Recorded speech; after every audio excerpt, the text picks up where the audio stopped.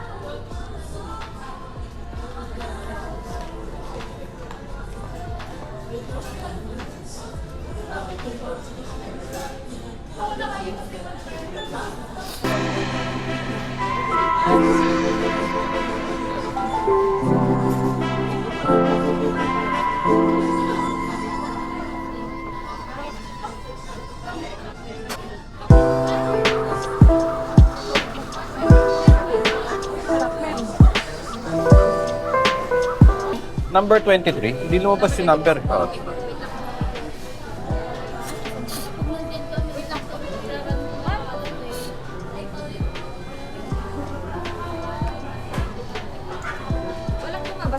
Wala po. Bala 23 po. Apa. Nandiyan naman. Cheesy egg de sal po. Apo. With sausage. Apo. Medium shake price barbecue. Apa. 280 sir. Okay. QR po. You are.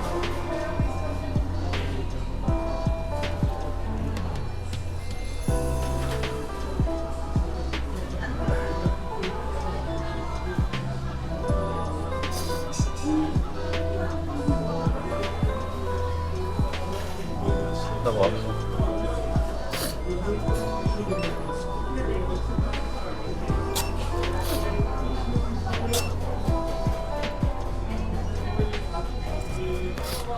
22 to 3. Ito po, ito. Thank you. Sir, excuse me. Shake price to. Anong ano po? Barbecue. Medium po ba? Medium rin po ba to? Apo, medyo Oo. po. Thank you.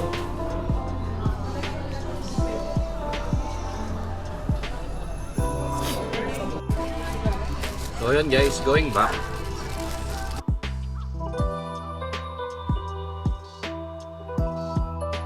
Yung open ng embassy. And dito tayo ngayon sa may malapit sa Uptown, McDo, 24 hours. So, breakfast muna tayo, tapos park tayo sa may Brittany Hotel, sa may tabi ng SM Ora. And I'll get back to you later. One eternity later.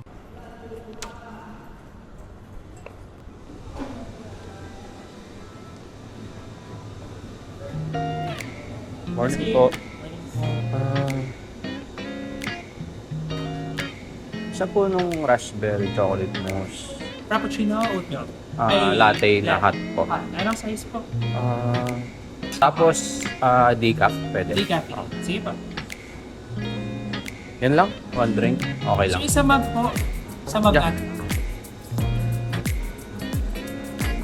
Uy, nana po. So, ayan guys. Okay. Kasi unfortunately,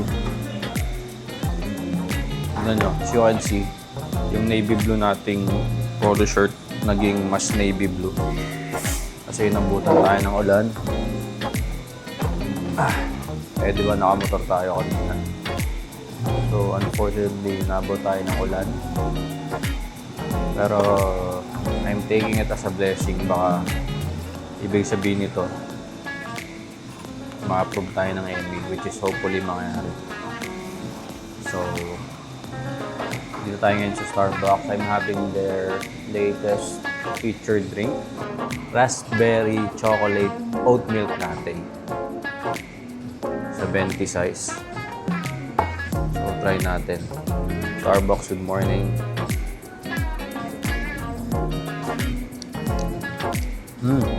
Sarap ah. Good morning pa rin kahit minalas-malas. Baka shower na tayo ni God ng blessing. Kasi approval dust para sa atin. Approval dust ng multiple entry visa. I'll just finish this coffee tapos magpapatuyo ko konti. And then balikan ko kaya pag pupunta na tayo. Turo ko sa inyo kung saan yung daan. Dito tayo ngayon sa Starbucks sa SM Ora. Tuturo ko sa inyo kung saan yung Brittany Hotel, kung saan located yung KVAC or yung Free and Visa Application Center. Sa may Brittany Hotel siya. Mamaya turo ko sa inyo. 2,000 years later. Ayan guys. Kakalisan natin. Quick tour tayo kung saan located yung Brittany Hotel, kung saan located si KVAC or Korean Visa Application Center dito sa BGC.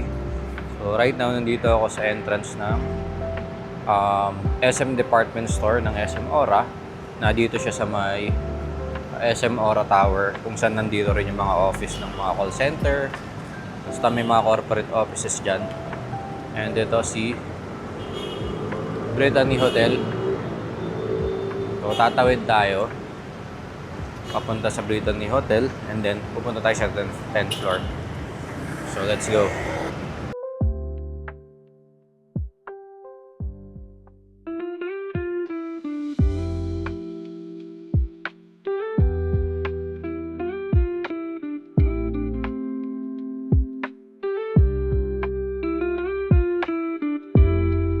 Since bawal na yung camera sa loob, obviously, pakita ko na lang sa inyo kung saan located yung KVAC. Which, eto siya. Guys, papasok mo kayo dyan sa loob niyan. yung andyan na office. May kita nyo na yung K-Back logo dyan. Tapos, ayun. From there, may receptionist dyan, i-assist kayo kung ano yung next steps. As much as possible, i-ready nyo na yung documents nyo para wala na maging aberya. So, ayun. I'll see you later na lang after natin ipasa yung requirements and paglabas natin. 2,000 years later. Guys, we're back dito sa lobby ng Brittany Hotel and so far smooth naman yung ating naging process sa pagsasubmit ng requirements. Pumasok ako eksaktong 8:30, ngayon lumabas ako kaya magte-10 na.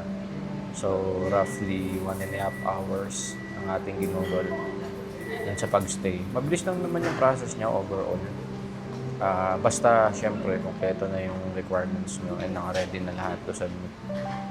So ayun, tentative release date ng ating passport is March 18.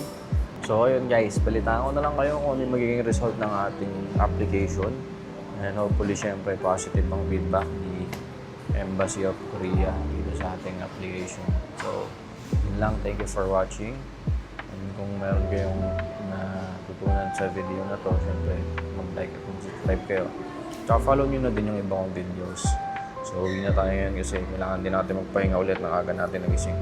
Thank you guys for watching. Peace.